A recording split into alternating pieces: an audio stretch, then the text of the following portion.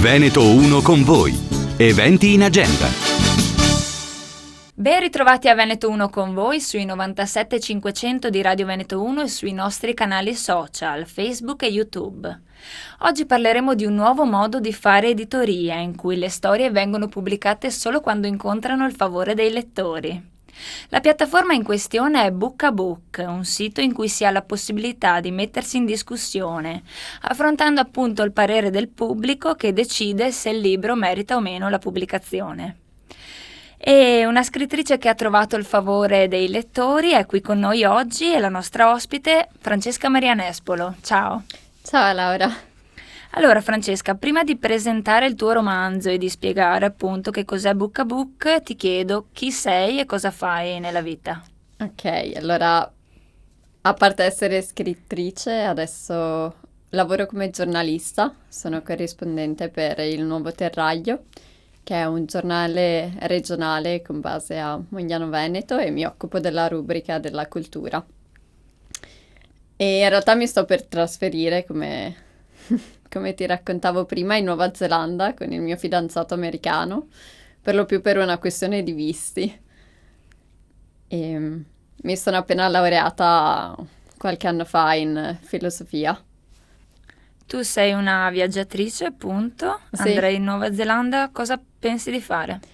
Sto cercando lavoro come giornalista anche là, anche se non essendo madrelingua magari sarà un po' più complicato che qua, però incrocio le dita. Ma certo. Durante gli studi mi dicevi sei stata in Erasmus? Sì, sono andata a Berlino per il primo Erasmus e poi ho fatto un overseas a Buenos Aires per poi finire con un tirocinio a Monaco di Baviera, dove appunto ho iniziato a scrivere il libro. Ma è stato molto interessante perché ho iniziato a scriverlo in realtà proprio poco dopo che mi sono laureata, ed è nato dalla mia ansia di non sapere cosa fare durante la laurea, che credo che sia un'ansia comunissima, a meno che uno non abbia le idee chiare fin dal principio, ma io ho iniziato a soffrire di insonnia. Così non mi era mai capitato, ho sempre dormito come un bambino e a un certo punto niente, non riuscivo a dormire. Allora una notte mi sono svegliata, anche un po' seccata, sono andata al computer, l'ho aperto e ho iniziato a buttare giù 2 righe ed è nato l'incipit del libro. E poi in realtà poco dopo ho anche scritto la fine. La tragedia è stato scrivere tutto il resto nel mezzo. Sì. Di cosa parla più o meno questo libro? Anzi, lo presentiamo subito. Il libro è Nomada, Francesca Maria Nespolo.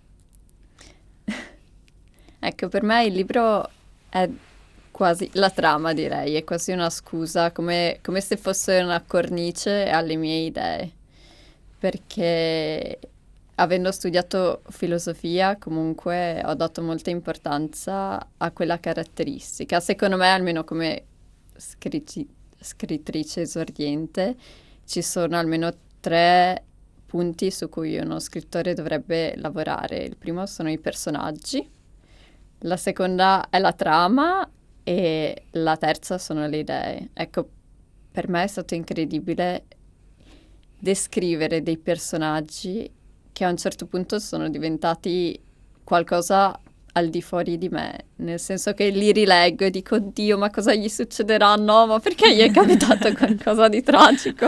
Ma lo scrittore non avrebbe potuto fare qualcos'altro, ma sono io, eppure non sono io, cioè avevano vita propria. E poi le idee che ho buttato giù, che magari è stato molto stimolante per me sapere che non è come in un dialogo, nel senso che durante un dibattito, se si parla con qualcuno delle proprie idee, si viene sempre interrotti, si deve dare ragione all'altro per magari motivi diplomatici. Invece in un libro le scrivi giù e magari al massimo non ti dà una telefonata dopo, guarda, non sono d'accordo, però intanto tu le hai dette ed è un po' come seminare dei semi nelle menti delle persone.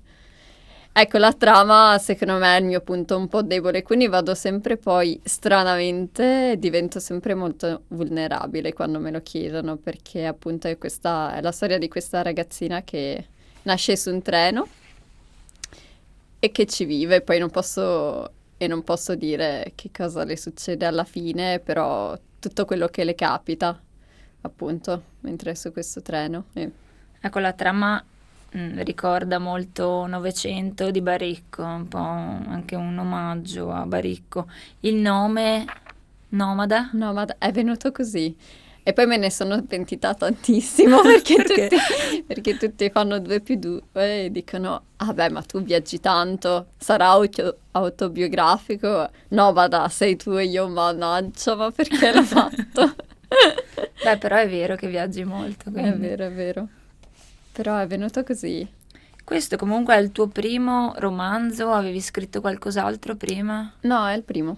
È il primo, ho scritto articoli appunto per il giornale, ho scritto dei saggi per l'università, ogni tanto penso come tutti, ho buttato giù 2 cose sul mio diario, però no, è la prima volta che mi cimento e in realtà non è stato, come dicevo al mio ragazzo anche l'altro giorno, non è stato tanto difficile buttarlo giù e scriverlo, è stato una volta scritto farlo pubblicare, ma non perché gli altri non volessero comprarlo, anzi è stato veramente emozionante vedere tanti amici che magari neanche parlano italiano, perché comunque avendo vissuto all'estero, amici tedeschi o argentini o inglesi o spagnoli, che l'hanno comprato. Questo libro andrà anche negli Stati Uniti perché c'è uno che ne ha comprato 10 copie e non sa una parola di italiano. Fantastico. E quindi sì. Ecco, a proposito della pubblicazione, questo libro è stato inserito nel sito Book a Book. Spiegaci un po' come funziona questa piattaforma. Praticamente io ho scritto le bozze del libro e poi ne abbiamo scritto un riassunto, ovviamente ho dato tutto a loro. Allora, ho mandato le bozze del libro prima a questa casa editrice e loro me l'hanno accettato. Quindi una volta ricevuto il favore della casa editrice, dovevo appunto raggiungere le 200-250, scusa non mi ricordo il numero esatto, copie vendute e a quel punto sarebbe stato, se raggiunto il numero, sarebbe stato mandato a chi lo aveva ordinato, altrimenti ti rimandano i soldi indietro, cioè a quelli che già l'hanno ordinato. Ho capito. Quindi dipende tutto da quanti lettori prenotano Esatto, ma è il un libro. modo, se volete scoprire chi è vostro amico e chi non lo è un modo fantastico.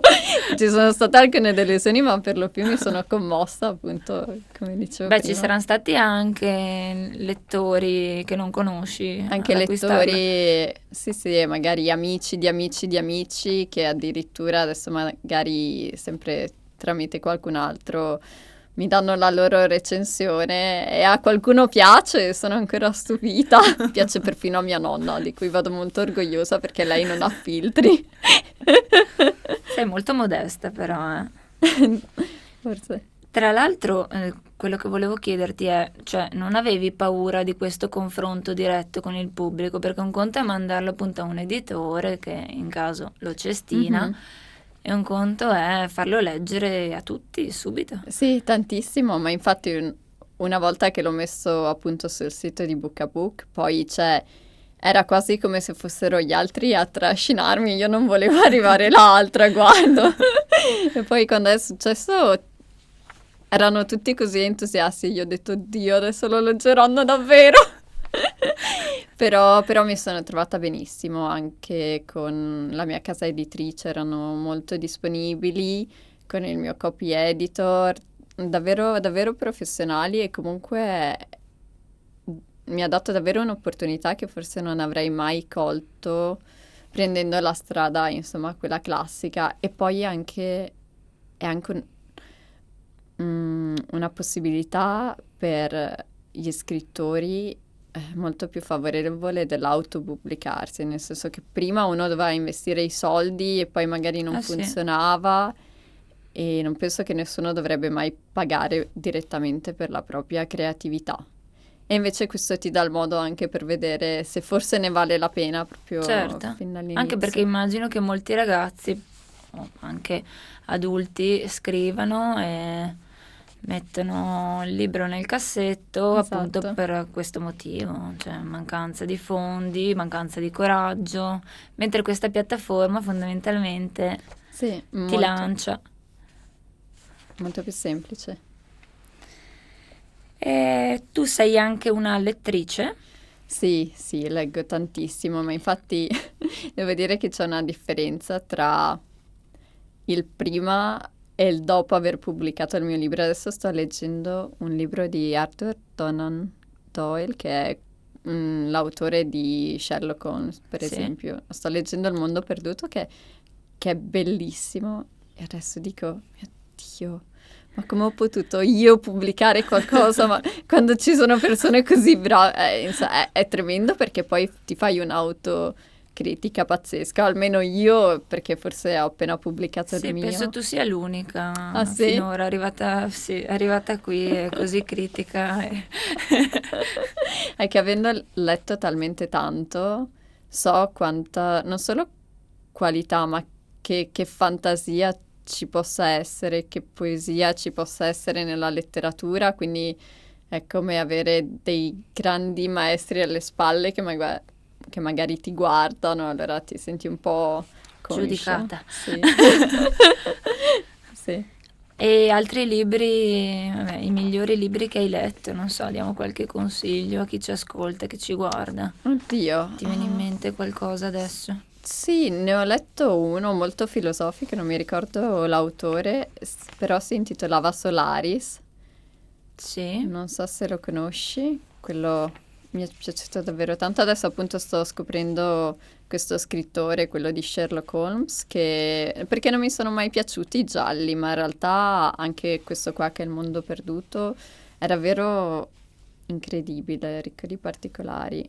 E prima di questo stavo leggendo Donne che amano troppo, che non è male come autoterapia, però sì, ne ho talmente tanti, ho solo libri in camera. bene. Progetti per il futuro, nuovi romanzi in arrivo? Ne sto già scrivendo altri due in realtà.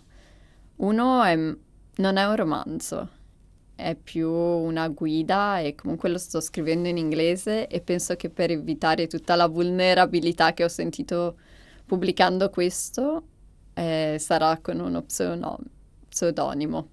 Ecco. Ok, E poi invece c'è un altro che sto scrivendo, che questo in realtà è autobiografico, ed è sul primo Cammino di Santiago che ho fatto, dove ho anche conosciuto il mio fidanzato, e che mi ha dato tantissimo. E quindi sto mettendo giù quello anche. interessante. Bene Francesca, io ti ringrazio per essere stata qui con noi, ti faccio i miei migliori auguri per il tuo viaggio in Nuova Zelanda e per i tuoi futuri romanzi. Grazie mille, grazie Laura. E grazie anche a voi per averci seguito sempre sui 97.500 di Radio Veneto 1. A presto! Veneto 1 con voi. Eventi in agenda.